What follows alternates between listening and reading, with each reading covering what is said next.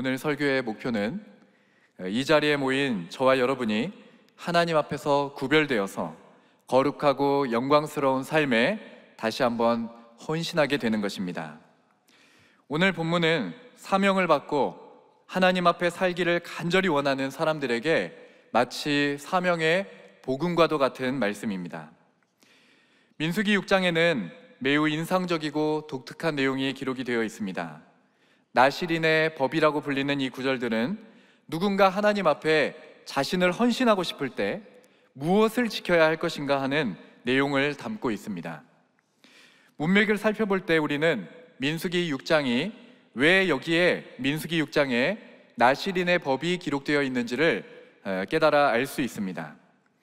민수기의 첫 번째 큰 단락 1장에서 6장까지의 기록에는 먼저는 이스라엘 군대를 계수하는 장, 그리고 제사장과 레위인에 대한 기록이 나오고, 그리고 마지막 6장의 끝부분에는 제사장들의 축복이 기록되어 있습니다.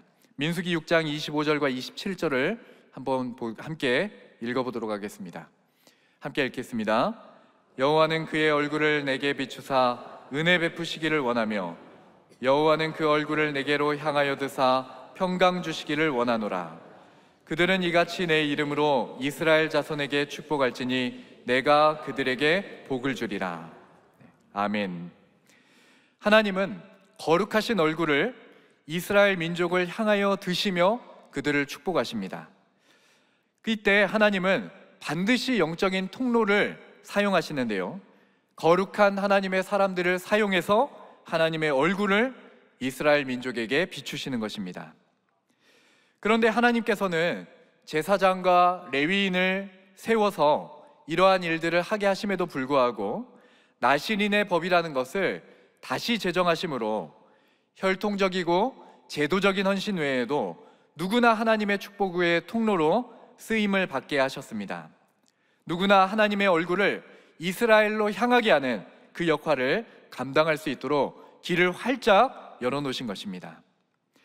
이스라엘 공동체가 이스라엘 공동체답게 되기 위해서는 하나님의 얼굴이 이스라엘을 향해 있어야 하는데, 하나님의 얼굴이 이스라엘을 주목하게 보는 그 일을 제사장이나 레위인들 뿐만 아니라 나실인들도 함께 할 수 있게 하나님이 정하셨던 것입니다. 오늘 첫 번째는 누구에게나 열려있는 나실인의 길입니다. 하나님의 말씀에 보면 천국은 누구에게나 열려있다고 하였죠. 마태복음에 보니 22장 8절 9절에 이렇게 되어 있습니다. 이에 종들에게 이르되 내 거리 길에 가서 사람을 만나는 대로 혼인잔치에 청하여 오라 한대. 그리고 나서 마태는 마태복음 11장 12절에 말하기를 세례 요한의 때부터 지금까지 천국은 침노를 당하나니 침노하는 자는 빼앗느니라고 이야기를 하고 있습니다. 천국이 누구에게나 활짝 열려 있는 것처럼 마찬가지로 하나님 앞에 특별하게 구별된 삶은 헌신하고자 하는 모든 자들에게 활짝 열려 있습니다.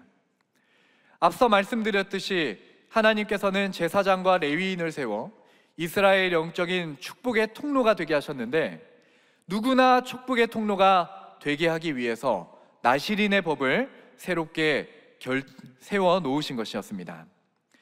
나실인에 해당하는 히브리어는 나지르라고 하는데요, 어원은 나자르입니다.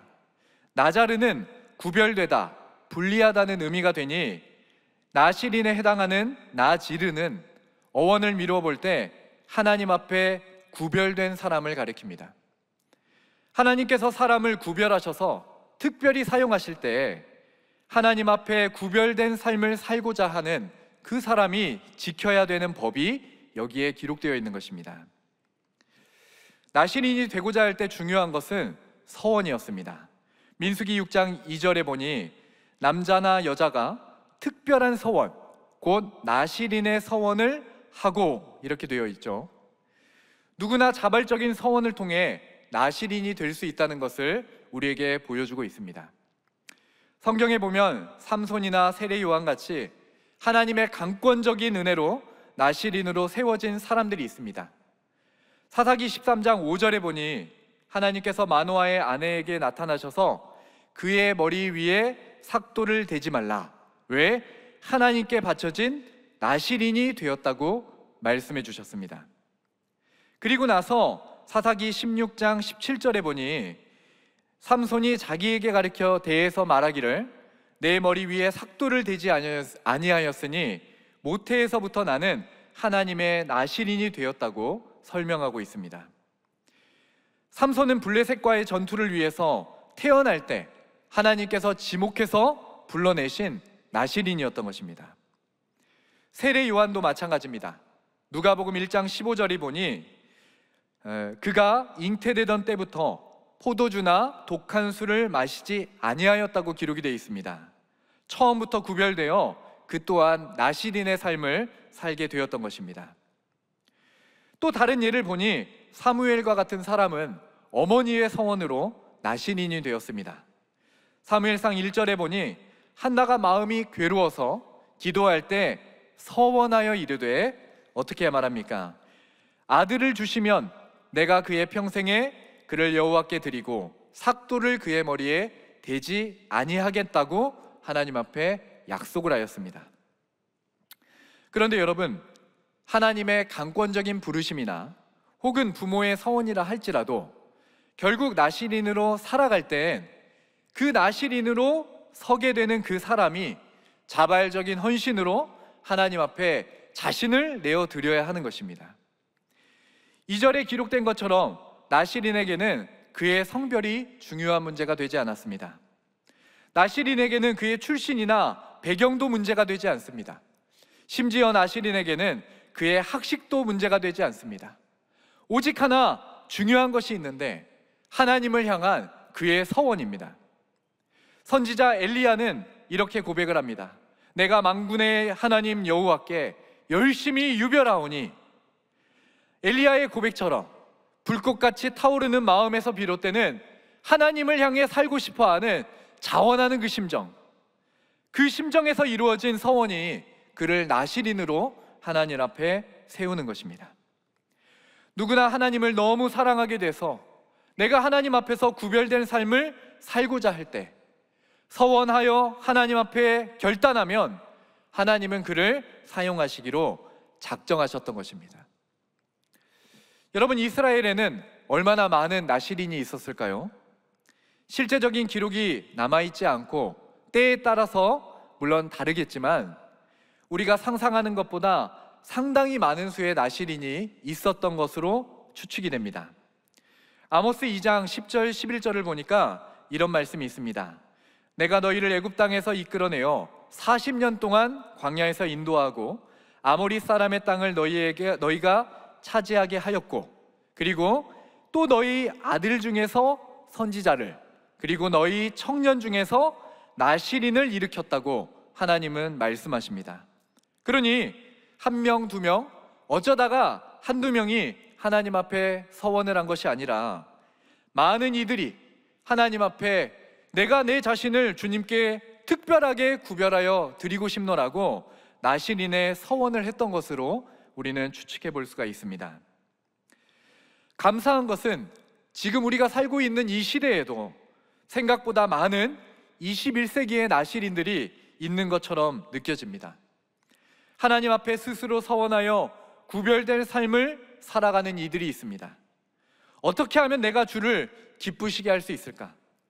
어떻게 하면 내 삶을 통해 하나님을 영화롭게 할 수 있을까? 어떻게 하면 내 사역과 봉사를 통해 하나님의 이름이 이 땅에서 높임을 받으실까? 고민하는 많은 사람들이 여전히 남아있고, 엘리야 시대에 바알에게 무릎 꿇지 않는 7,000명이 남아있었던 것처럼 지금도 하나님을 섬기는 일에 특별히 구별되고자 하는 21세기의 나실인들이 남아있습니다. 저는 간절히 바라기는 오늘 이 자리에서 말씀을 듣는 우리들도 하나님 나라에서 거룩하게 구별된 나실인이 되어 자원하는 심정으로 자신을 거룩한 산 제물로 드리는 구별된 삶을 살아가기를 예수 그리스도의 이름으로 간절히 축원합니다. 오늘 두 번째는 구별된 삶에 관한 것입니다. 나실인이 되고자 하는 사람들에게는 반드시 지켜야 할 법이 있습니다. 사실 제목을 법이라고 하였지만 보다 엄밀한 의미에서는 규례라고 하는 것이 맞습니다. 왜냐하면 법은 보편적인 구속력을 갖지만 나실인에 관한 것은 자원하는 자들이 스스로에게 적용되는 규칙이기 때문입니다. 그리고 또한 이것은 규례가 아닌 영적인 비밀이라고도 말할 수 있습니다. 이거는 단지 의무가 아니라 구별될 삶을 유지하고 살아내는 비밀이 바로 여기에 담겨 있기 때문입니다. 그럼에도 제가 나실인의 법이라고 명명한 것은 이것은 너무나도 정확한 영적인 법칙이고 영적인 구속력을 갖고 있기 때문입니다. 그래서 우리가 나실인의 법을 살펴보고 이 나실인의 법을 우리에게 적용하면 놀라운 일들이 우리에게 일어나게 되어 있습니다. 먼저 나실인의 법은 우리들의 몸을 하나님께 드리게 되어 있습니다. 오늘 읽은 본문에만 5번, 20절까지는 총 10번에 걸쳐 자기의 몸을 구별한다는 구절들이 기록되어 있습니다. 2절, 5절, 6절, 7절, 8절 각각의 구절들을 보면 자기의 몸을 구별하여, 자기의 몸을 구별하여 이 구절들이 계속해서 반복되어 나타나는 것을 우리가 볼 수가 있습니다. 여러분, 왜 나실인의 법에서 몸을 먼저 구별한다는 이런 표현들이 기록이 되어 있을까요? 왜냐하면 우리들의 몸은 하나님의 영적인 일을 하는 의의 병기가 되기 때문입니다. 로마서에서 바울은 이렇게 이야기를 합니다. 너희 지체를 불의의 무기로 죄에게 내주지 말고 너희 자신을 죽은 자 가운데서 다시 살아난 자 같이 하나님께 드리며 너희 지체를 의의 무기로 하나님께 드리라. 그러면서 로마서 12장 1절 우리들이 다 같이 알고 있는 그 구절에서는 너희 몸을 하나님이 기뻐하시는 거룩한 산 제물로 드리라고 말하고 있습니다. 영적인 일은 우리의 몸 안에 담겨 있는 영혼에서 시작되지만 반드시 우리들의 몸으로 열매를 맺게 되어 있습니다. 그래서 어떤 의미에서 볼 때 우리의 몸은 영적인 최전선입니다. 우리의 싸움은 우리의 몸을 누가 지배하느냐의 싸움입니다. 죄와 원수가 몸을 지배하면 성도는 아무것도 할 수가 없고 오히려 하나님을 대적하는 불의의 병기가 됩니다. 그러나 우리가 몸을 다스리고 우리들의 몸을 거룩한 무기로 하나님께 드리면 하나님께서 우리를 통해 놀라운 일들을 행하시고 우리는 의의 병기가 되는 것입니다. 그런데 여러분, 이렇게 우리의 몸을 구별하여 하나님께 드리는 방법이 무엇일까요? 나실인에게는 3가지 반드시 지켜야 하는 것이 있습니다. 민수기 6장 2절, 6장 5절, 6장 6절에 보면 첫째는 포도주와 독주를 멀리하는 것, 그리고 2번째는 삭도를 머리에 절대 대지 않는 것, 그리고 3번째는 시체를 가까이 하지 않는 것입니다. 오늘 사실 시간상 전부 다 이것을 다 살펴볼 수는 없고요. 첫 번째 것, 포도주와 독주를 멀리하는 것만 제가 살펴보려고 합니다. 여러분, 포도주와 독주를 멀리한다는 것은 무엇을 의미하는 것입니까? 바로 우리가 살아가면서 즐기는 즐거움을 차단해내는 것입니다. 지금 오늘 여러분과 제가 논의할 것은 술을 먹어도 되느냐 안 되느냐 그 문제가 아닙니다. 여러분, 이것은 세속적인 즐거움에서 나를 차단시키는 것을 의미합니다. 성경에서는 종종 포도주를 하나님이 주시는 축복이라고 이야기를 하고 기쁨의 상징으로도 표현을 하기도 합니다. 그러나 여러분, 나실인은 하나님이 주시는 인생의 즐거움과 성경에서 말하는 축복에도 불구하고 포도주와 독주를 멀리했어야 합니다. 더구나 포도주, 독주뿐만 아니라 9절을 보면 포도주로 된 초나 독주로 된 초도 먹지 않게 되어 있습니다. 포도즙도 먹어서는 안 되고요, 생포도나 건포도도 먹지 않게 되어 있습니다. 여러분, 포도주로 된 초가 무엇인지 아시죠? 모르시나요? 네, 포도주로 된 초는 에탄올을 다 날리고 산소 중에 있는 초산균이 이 포도주에 섞이면서 식초가 되는 것을 말하는데요, 여기에 여러분 꿀을 담궈 가지고 당분을 섞어서 굉장히 오랫동안 숙성을 시키면 뭐가 됩니까? 네, 아시는 분이 있네요. 발사믹 소스가 됩니다. 근데 여러분이 옛날에도 발사믹 소스를 먹었나 보죠?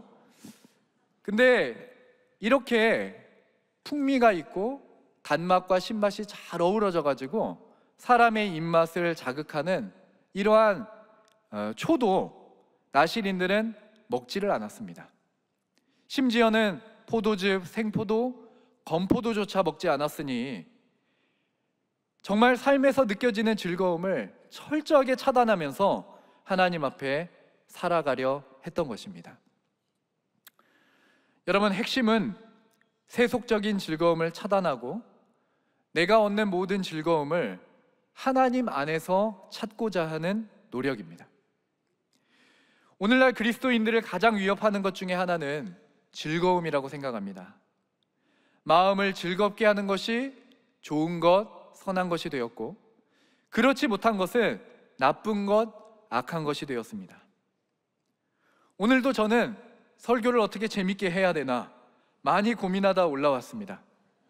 저희 아내가 알려준 비기가 있는데, 성경에는 여성의 이름으로 기록된 3가지 성경이 있다고 합니다.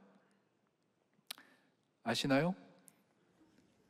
네, 하나는 에스더고요, 하나는 룻기이고, 하나는 민수기랍니다.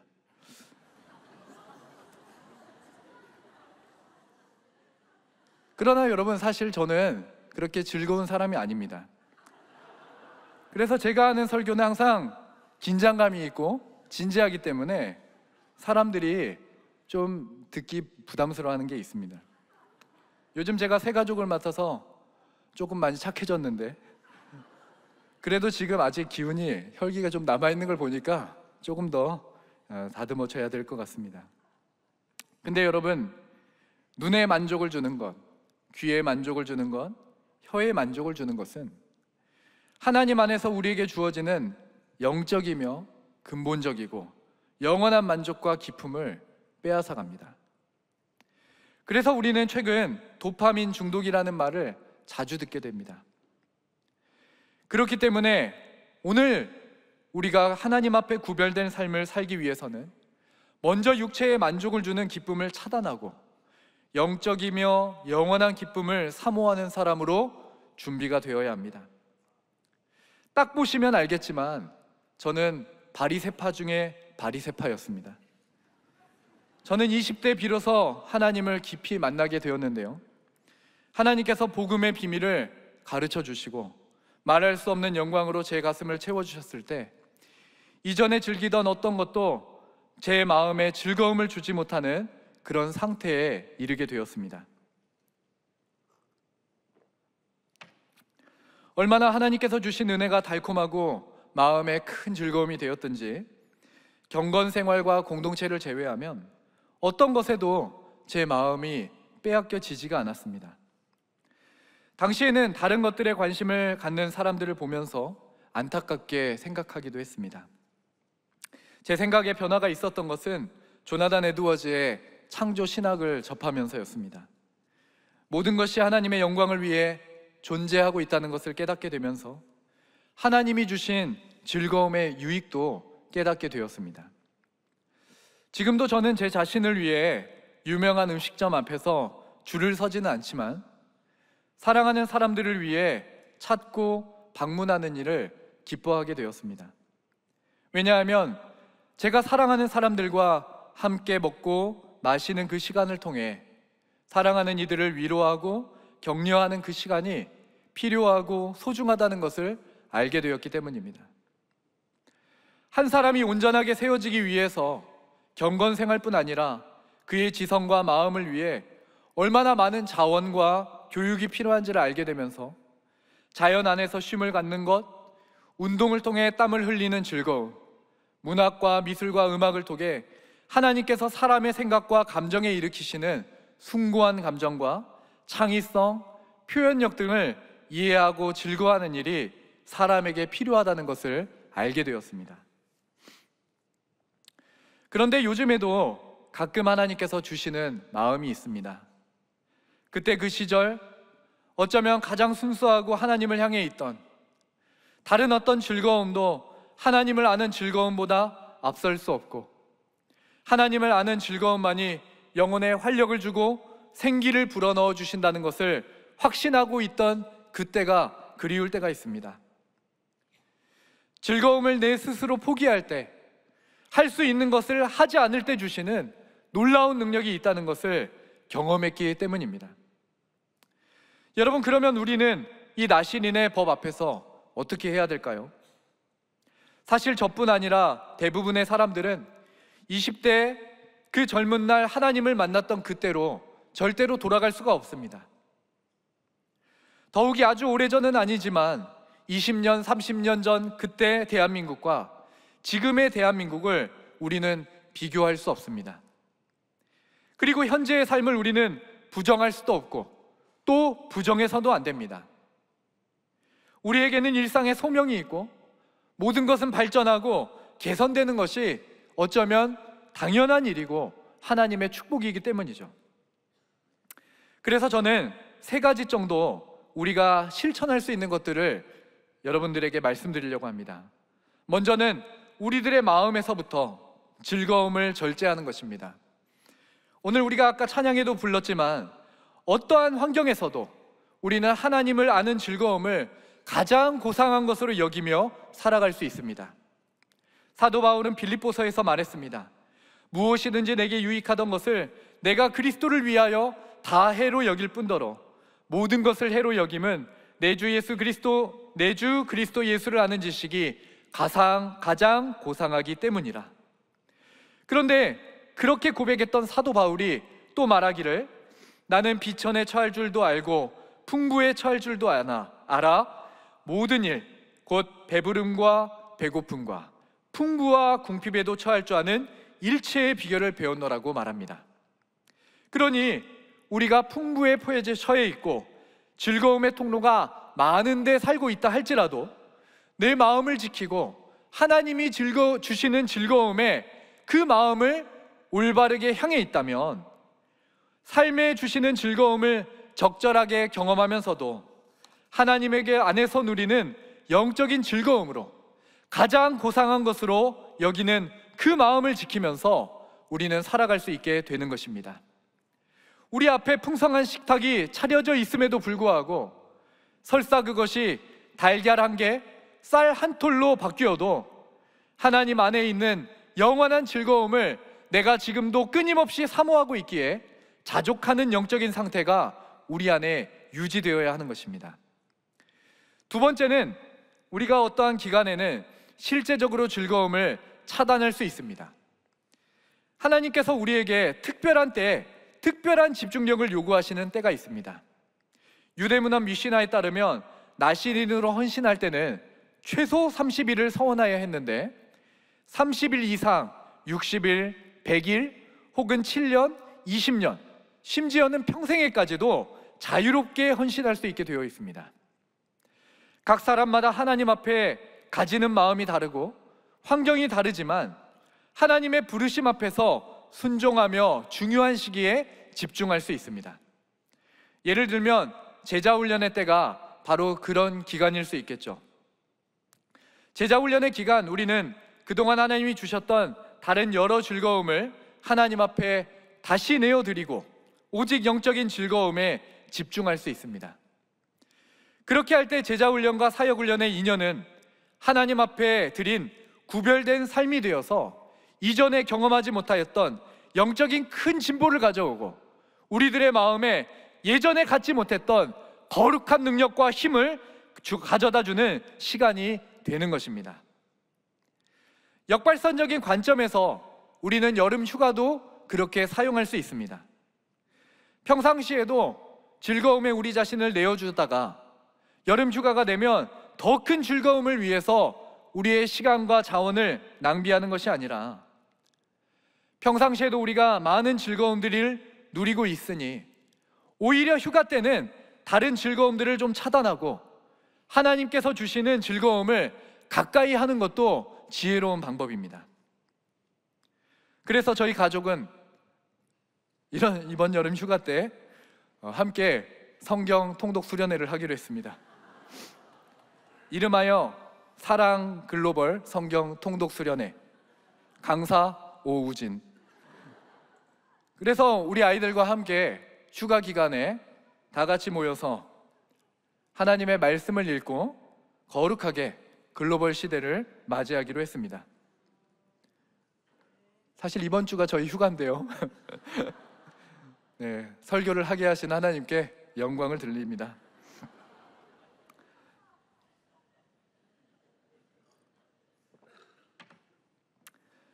또 마지막 세 번째로는 어떤 영역에서 불필요한 것들은 과감히 버릴 수 있습니다. 사람마다 그 즐거움 때문에 마음을 뺏기는 영역이 있다면 그것을 포기해보는 것도 매우 유익한 일입니다.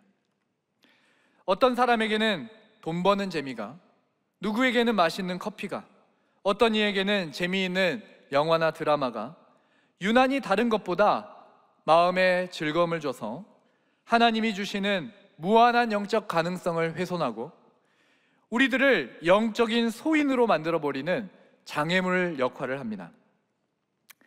여러분, 그러나 그런 것쯤은 사랑하는 우리 주님을 위해서 우리가 과감히 버릴 수 있는 것들입니다. 그까지 커피 안 마시면 우리가 죽는 것도 아니고, 재미있는 영화 드라마 안 본다고 우리가 살지 못하는 것도 아닙니다. 그까지 것들은 사랑하는 우리 주님을 위해 우리가 얼마든지 버릴 수 있는 거죠. 만약 우리가 구별될 삶을 살고자 하는 마음이 있다면 그런 것쯤 하나 버리는 것은 아무것도 아닐 것입니다. 중요한 것은 이처럼 우리가 여러 즐거움들을 차단하고 하나님 앞에서 구별된 삶을 결단할 때 하나님이 우리에게 놀라운 선물을 주신다는 사실입니다. 그것은 바로 하나님 안에 있는 영원한 즐거움입니다. 인생의 많은 문제는 하나님을 즐거워하지 않는 것에서 비롯되는데, 구별된 삶 속에서 우리는 영원한 즐거움이 되시는 하나님을 알게 됩니다. 그래서 어거스틴은 고백록에서 하나님을 아는 즐거움을 깨닫게 되었을 때 널리 알려져 있는 그 유명한 고백을 하였습니다.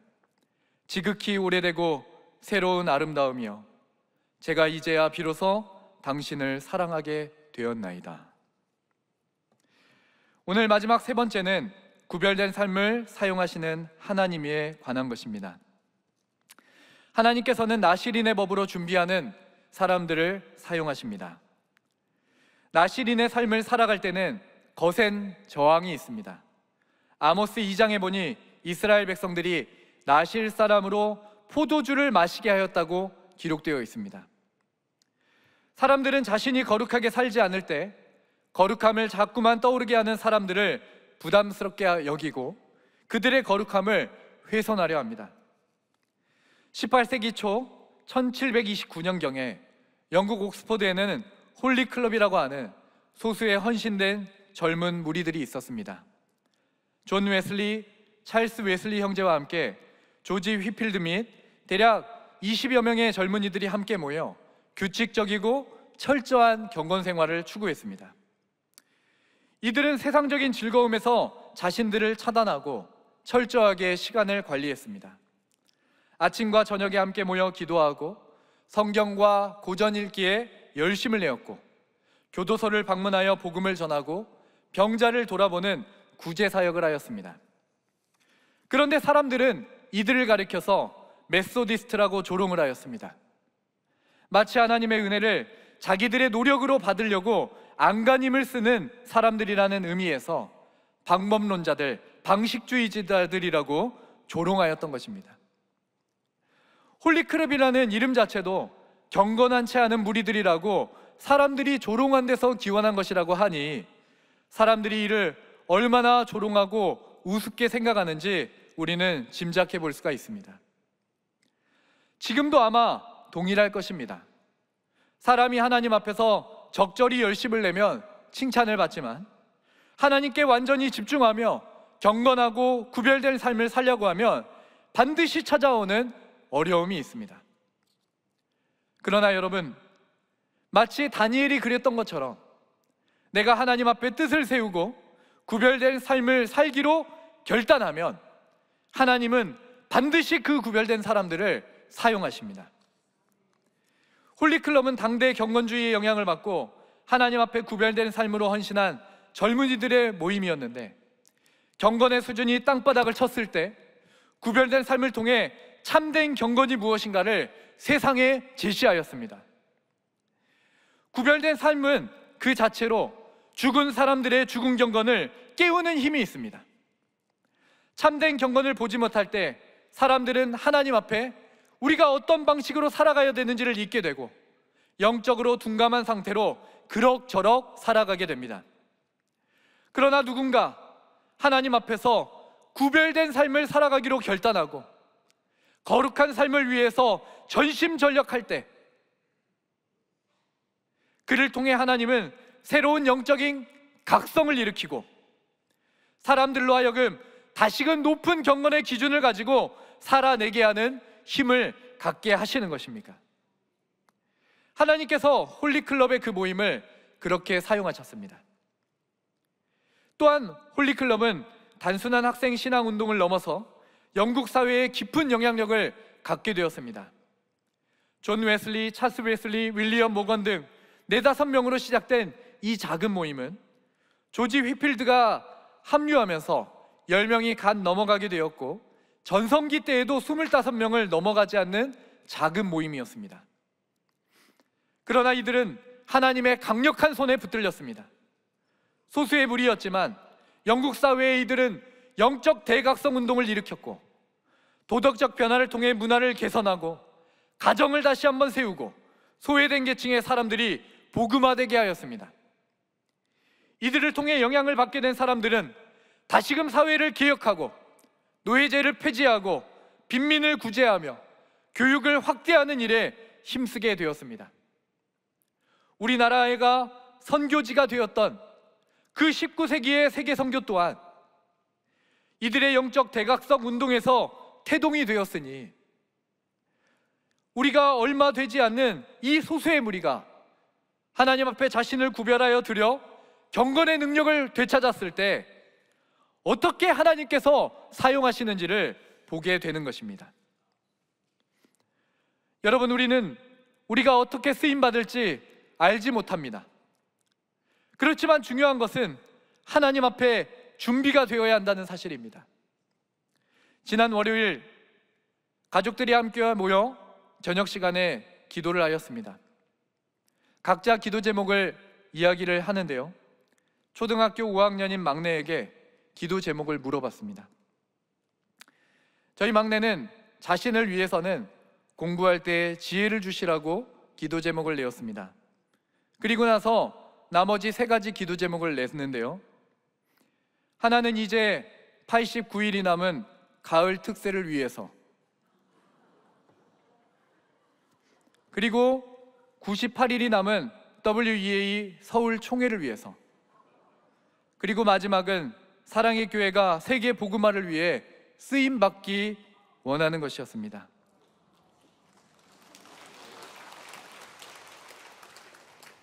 왜 박수를 치시는 거죠? 참고로 특세는 이제 오늘자로 87일, 서울 총회는 97일이 남아 있습니다. 역사의 주인이신 하나님께서 시대를 이끌어 가실 때 우리가 이렇게 쓰임받을 수만 있다면 얼마나 이것이 영광스러운 일이 되겠습니까? 그래서 우리는 이 영적인 비밀을 깨닫고 구별되어 준비되어 있어야 합니다. 한 가지만 읽고 설교를 마무리하고자 합니다. 최근 저는 안토니우스의 생애라는 책을 읽게 되었습니다. 안토니우스는 325년에 니케아 신앙을 지켰던 사람이고 아타나시우스가 그의 생애를 기록하였습니다. 지금 읽어드리는 내용은 그 책에서 발췌한 내용입니다. 선한 것을 미워하고 시기하는 악마는 한 젊은이에게서 그런 결의를 보는 것을 견딜 수 없었다. 그래서 악마는 다른 이들을 거스르기 위하여 자신이 실행하던 것들을 안토니우스에게 이행하려고 했었다. 먼저 안토니우스가 그의 수행에서 벗어나 일탈하도록 악마는 유도했다. 그 자신이 얼마나 부유했는지를 기억하라고, 누이를 돌보라고, 친족들과 유대를 이루라고, 돈과 영광을 사랑하라고, 식탁에서의 다양한 즐거움과 삶의 다른 여유로움을 맛보라고, 그리고 마침내는 덕이라는 것이 얼마나 큰 노력을 기울여야 따라오는 것인지에 대해 안토니우스에게 속삭였다. 악마는 또한 사람의 몸이 얼마나 허약한지, 수행하는 데 걸리는 시간이 얼마나 긴지를 말했다. 이렇듯 악마는 안토니우스의 마음에 여러 가지 잡다한 생각을 자욱한 먼지처럼 일으켜 그의 의로운 결심을 차단하려 했다. 안토니우스는 영혼은 육체의 즐거움이 약할 때 강해진다고 말했다.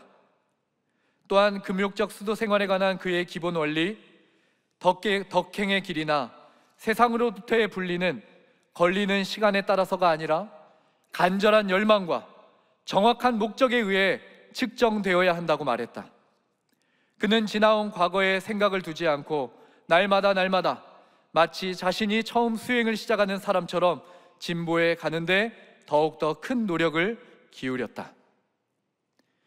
그 다음 안토니우스는 결국 세상의 즐거움을 이기고 승리하게 되었습니다.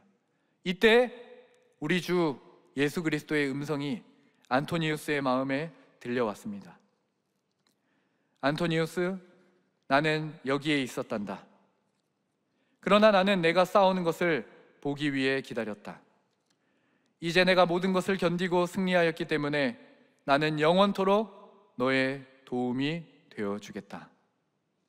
이제 내가 모든 것을 견디고 승리하였기 때문에 나는 영원토록 너의 도움이 되어주겠다. 이를 듣고서 안토니우스는 일어나 기도를 드렸다. 그는 큰 힘을 받게 되어 그의 신체의 힘이 전보다 더 강해졌다는 것을 깨달았다. 안토니우스의 나이는 약 35살이었다. 새벽 예배를 얼마 전 드리는데 하나님께서 물어보시는 듯 했습니다. 너는 나를 위해서 무엇을 포기하였느냐?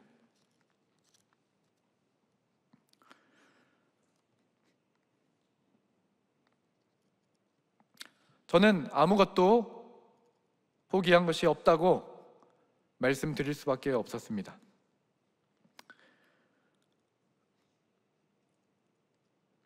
주님, 아직도 저는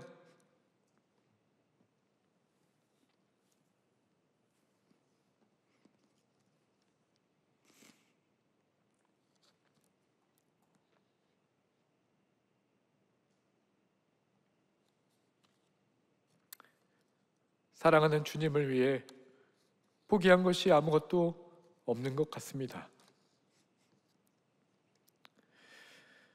제가 포기할 수 있는 것이 무엇인지를 깨닫게 하시고 깨달은 것을 포기할 수 있는 용기를 주옵소서.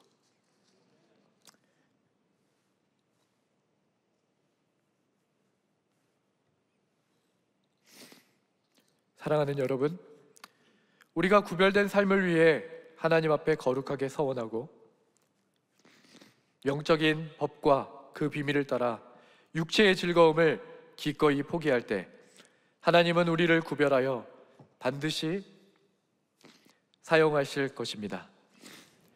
저는 오늘 마지막으로 여러분께 도전하고 싶습니다. 누가 이 시대에 영원한 즐거움을 찾는 구별된 사람이 되어 하나님께 자신을 드리겠습니까? 함께 기도하겠습니다. 하나님 아버지, 이 시간 마음과 뜻을 다하여 간절히 기도하오니 말씀대로 반응할 수 있는 은혜를 더하여 주옵소서. 누구든지 뜻을 세우는 자마다 하나님께서 구별된 자로 여겨주시고 세상의 즐거움 대신 영원하고 변치 않는 즐거움을 허락해 주옵소서. 우리가 다 주를 위해 이 땅에서 구별된 자가 되게 하시고 한 번뿐인 우리들의 인생이 주를 위해 영광스럽게 쓰임받게 하옵소서. 예수 그리스도의 이름으로 간절히 기도드립니다. 아멘.